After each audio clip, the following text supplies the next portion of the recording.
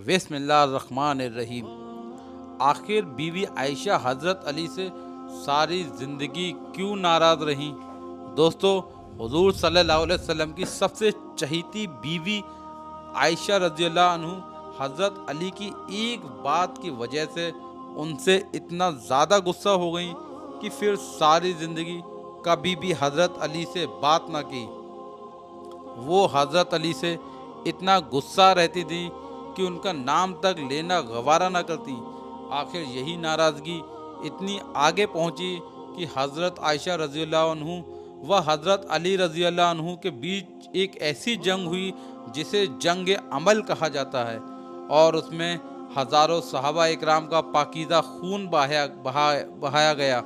हज़ारों औरतें बेवा हो गईं, हज़ारों बच्चे यतीम हो गए। तो दोस्तों, आखिर हज़रत आयशा और हज़रत अली के बीच की आपस की इस नाराज़गी की शुरुआत कैसे हुई और कहां से हुई, तो चलिए उस पर सबसे पहले नज़र डालते हैं। दोस्तों, हज़रत आयशा रज़ियल्लाहु अन्हु की ज़िंदगी में एक बड़ा अजीब वाक़या पेश आया।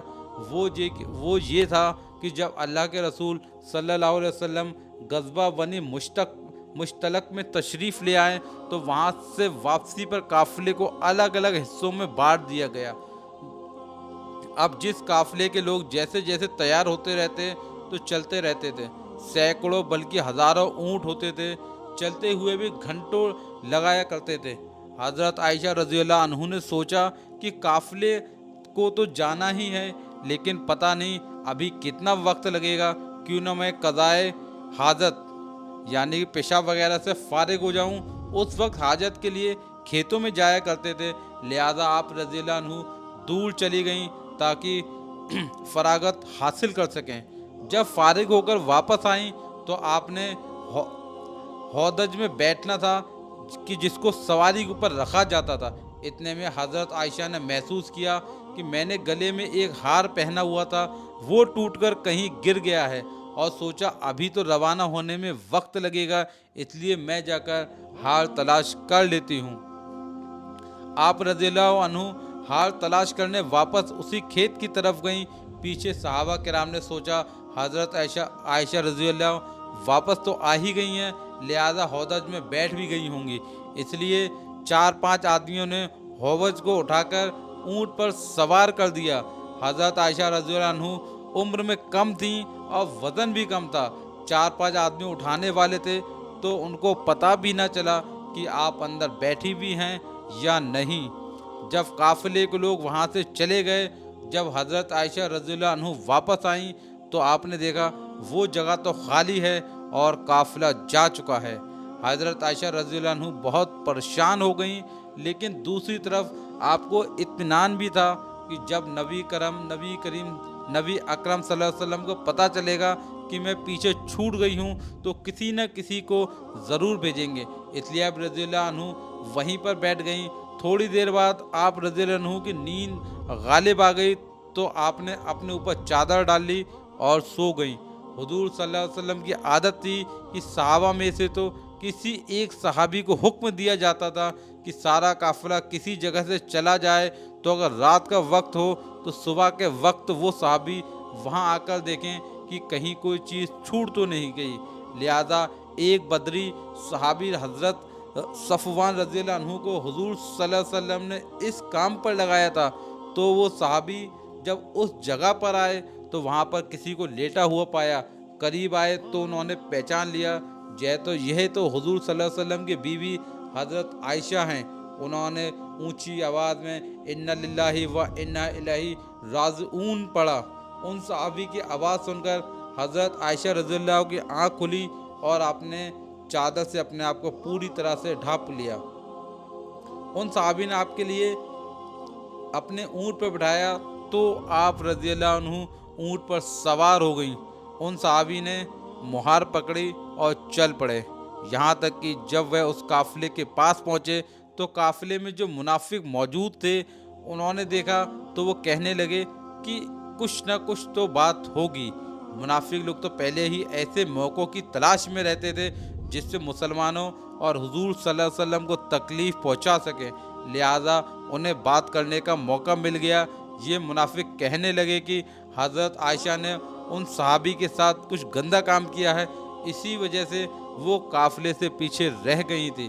लिहाजा जब वह मदीना पहुँचे तो हुजूर सल्लल्लाहु अलैहि वसल्लम को इस बात का पता चला कि मुनाफिक लोग मेरी आयशा पर ऐसा गंदा इल्ज़ाम लगा रहे हैं, तो आप सल्लल्लाहु अलैहि वसल्लम को बड़ा सदमा हुआ। लेकिन धीरे धीरे लोगों में यह बात फैलना शुरू हो गई। हज़रत आयशा रज़ियल्लाहु अन्हा फरमाती हैं कि मैं काफ़िले से वापस आकर 1 महीने तक बीमार रही और कमज़ोर भी हो गई।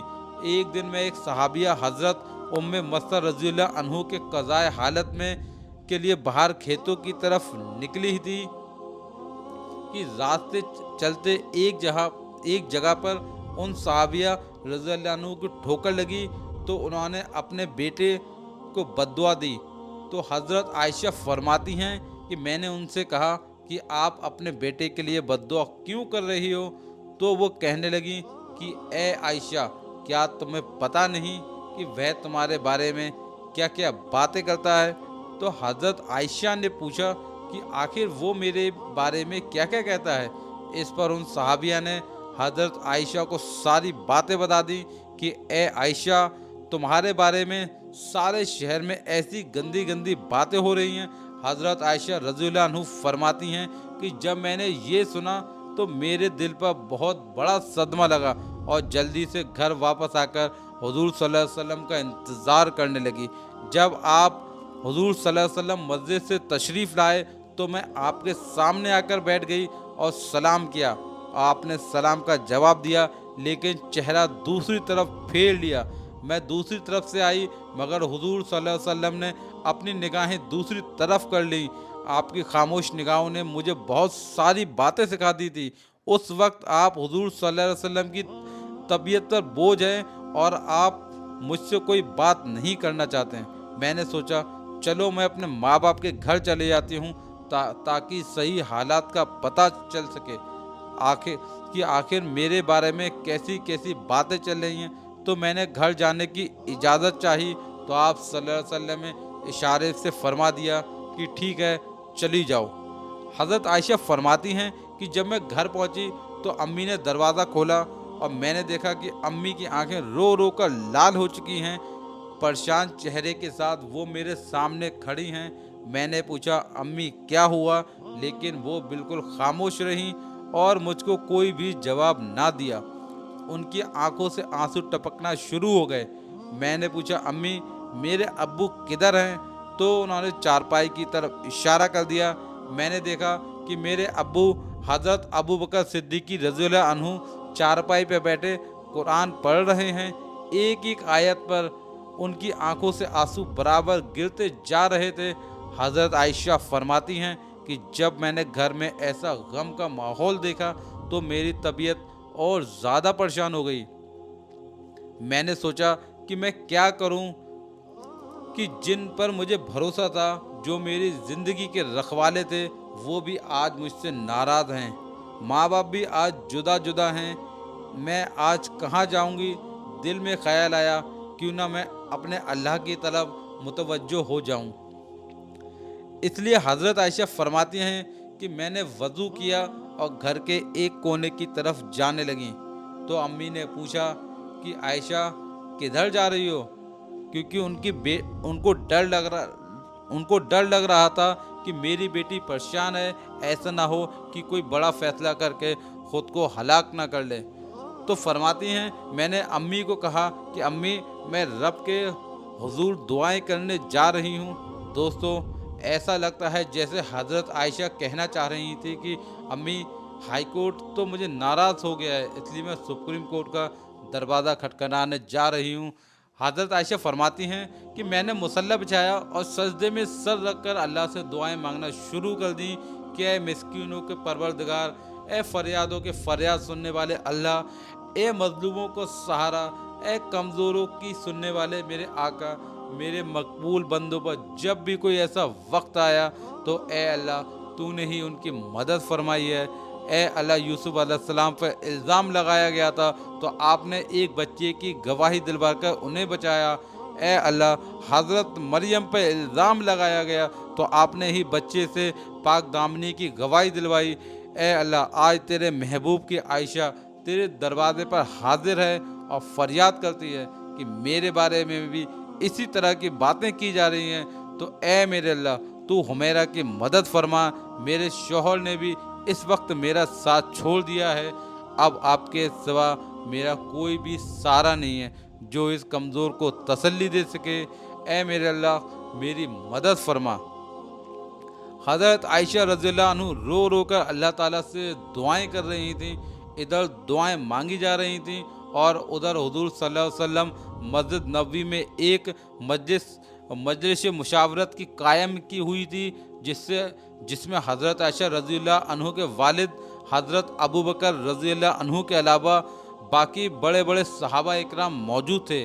حضور صلی اللہ علیہ وسلم سب کے بیچ غم زدہ بیٹھے ہوئے تھے، صحابہ اکرام کے چہروں پر اداسی چھائی ہوئی تھی، کیونکہ وہ اپنے محبوب حضور صلی اللہ تعالیٰ علیہ وسلم کے چہرے کو غم زدہ دیکھ رہے تھے، جس کی وجہ سے صحابہ اکرام کی طبیعت کچھ نہ کچھ عجیب بن چکی تھی، اس لیے کچھ صحابہ اکرام تو سسکیاں لے لے کر رو بھی رہے تھے۔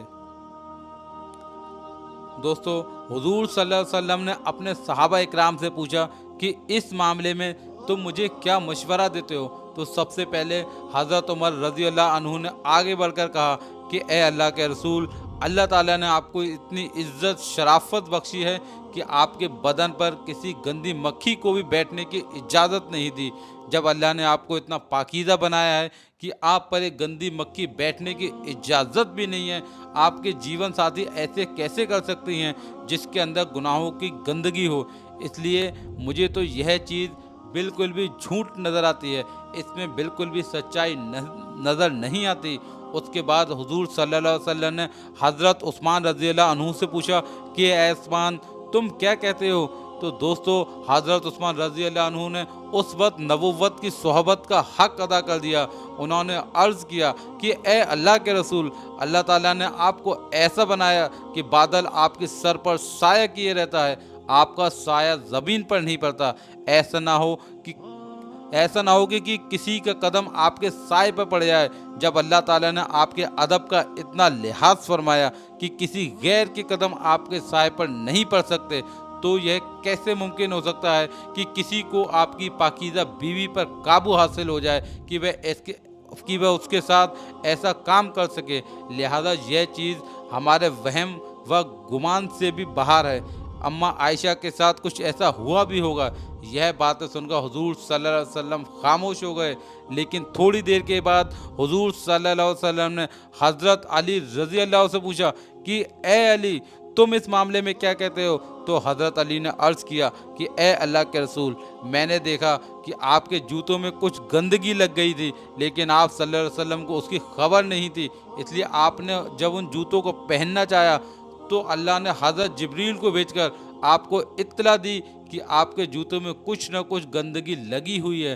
تو اے اللہ کے رسول، جب آپ کے جوتوں پر گندگی لگی ہوئی تھی تو آپ کو بتا دیا گیا، اگر آپ کے گھر والوں کے ساتھ کوئی ایسا معاملہ ہوتا تو آپ کو کیوں نہ بتایا جاتا؟ اس لیے مجھے تو یہ بات بالکل بھی ٹھیک نظر نہیں آتی ہے۔ حضور صلی اللہ علیہ وسلم علی کی بات سن کر بالکل خاموش ہو گئے۔ حضور صلی اللہ علیہ وسلم کی اداسی دیکھ کر حضرت علی رضی اللہ عنہ دوبارہ کہنے لگے کہ اے اللہ کے رسول، اگر آپ کی تربیت بہت زیادہ غم زدہ ہے تو آپ چاہیں تو عائشہ کو طلاق دے دیں، لیکن آپ کے لیے بیویوں کی کون سی کمی ہے؟ اللہ تعالیٰ آپ کو کوئی نہ کوئی جیون ساتھی عطا فرما دیں گے۔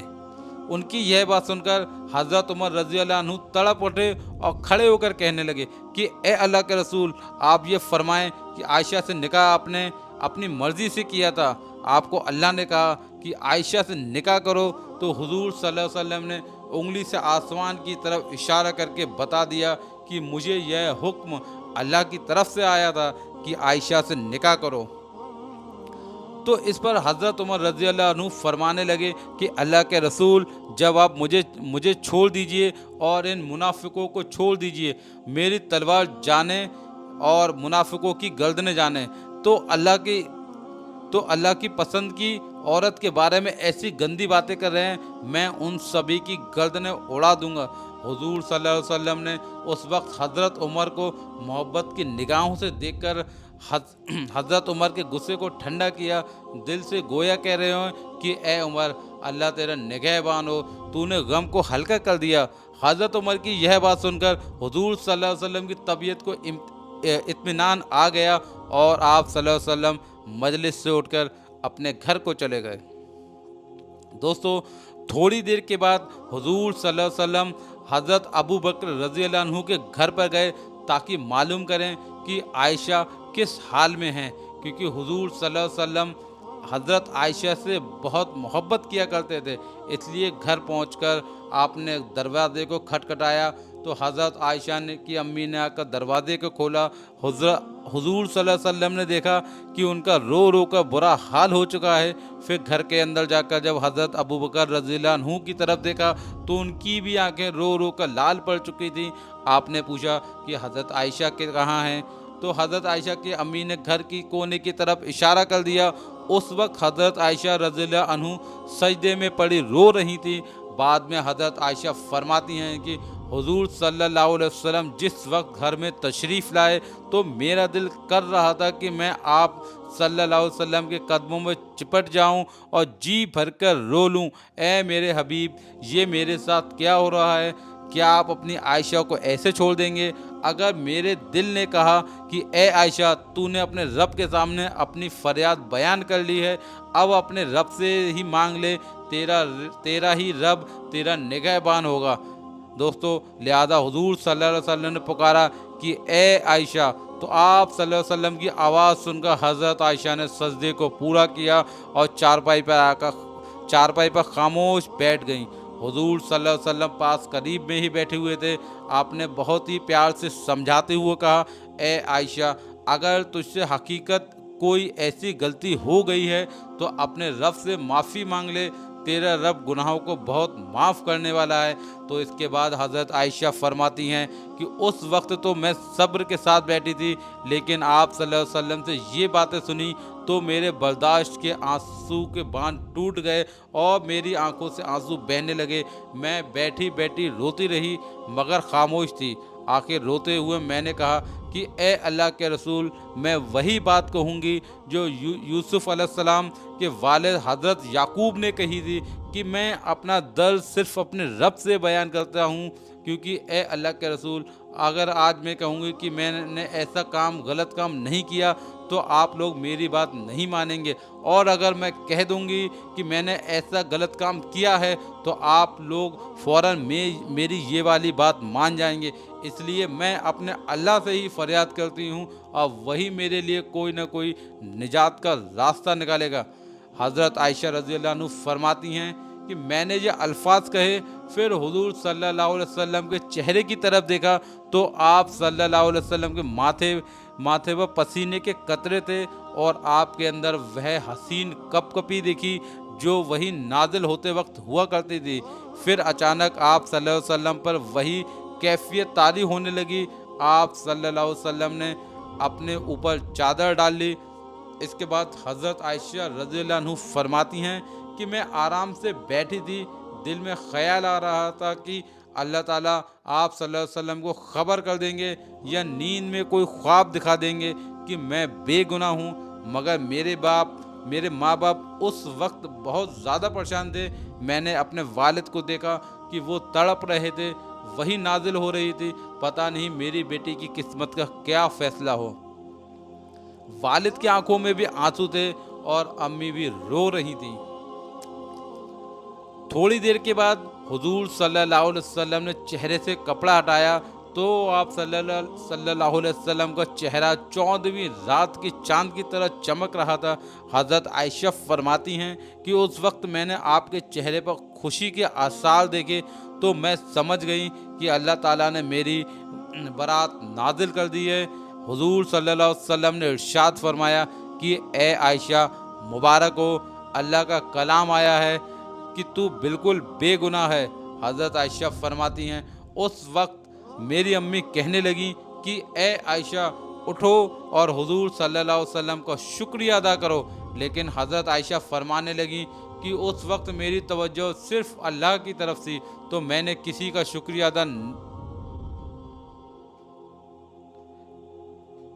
ادا نہیں کروں گی، بلکہ میں تو اللہ کا شکریہ ادا کروں گا، اسی نے آج مجھے بچایا ہے۔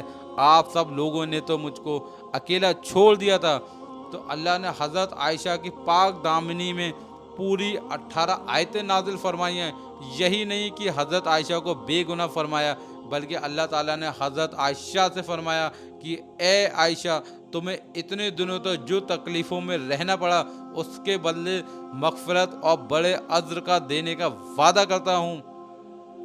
دوستو، اس کے بعد حضرت عائشہ رضی اللہ عنہ پھر سے حضور صلی اللہ علیہ وسلم کے گھر میں جا کر رہنے لگیں، لیکن حضرت عائشہ رضی اللہ عنہ کو ساری زندگی حضرت علی سے ایک شکایت رہی، کیونکہ جس وقت مسجد میں حضور صلی اللہ علیہ وسلم نے سبھی صحابہ اکرام کو جمع کر کے حضرت عائشہ کے بارے میں مشورہ لیا، تو سبھی بڑے بڑے صحابہ اکرام نے حضرت عائشہ رضی اللہ عنہ کی پاک دامنی کی گواہی دی، اور آخر میں حضرت علی نے بھی حضرت عائشہ رضی اللہ عنہ کی پاک دامنی کی گواہی دی۔ لیکن جب حضرت علی رضی اللہ عنہ نے حضور صلی اللہ علیہ وسلم کو زیادہ اداس دیکھا تو یہ بات کہہ دی کہ اے اللہ کے رسول، اگر آپ کو عائشہ پر شک ہے تو آپ عائشہ کو طلاق دے دیں، آپ اس کی جگہ کسی دوسری لڑکی سے شادی کر لیں۔ تو یہ بات جب حضرت عائشہ رضی اللہ عنہ تک پہنچی تو انہوں نے حضور صلی اللہ علیہ وسلم کو مجھے طلاق دینے کا مشورہ دیا ہے اور کہا کہ مجھے چھوڑ کر کسی اور لڑکی سے شادی کر لیں۔ تو حضرت عائشہ پھر حضرت علی سے اتنا زیادہ غصہ ہو گئیں کہ ساری زندگی کبھی بھی ان سے بات نہ کی۔ دوستو، اگلی ویڈیو میں بیان کیا جائے گا کہ حضرت عائشہ رضی اللہ عنہ کی اسی ناراضگی کی وجہ سے ان کے حضرت علی کے درمیان ایک ایسی جنگ ہوئی جس میں ہزاروں صحابہ اکرام ایک دوسرے کے سامنے تلوار لے کر کھڑے ہو گئے، اور پھر پوری رات وہ جنگ چلتی رہی اور صحابہ اکرام ایک دوسرے کا خون بہاتے رہے، یہاں تک کہ صبح ہوتے ہوتے ہزاروں صحابہ اکرام شہید ہو چکے تھے، ہر طرف خون ہی خون بکھرا ہوا تھا۔ دوستو،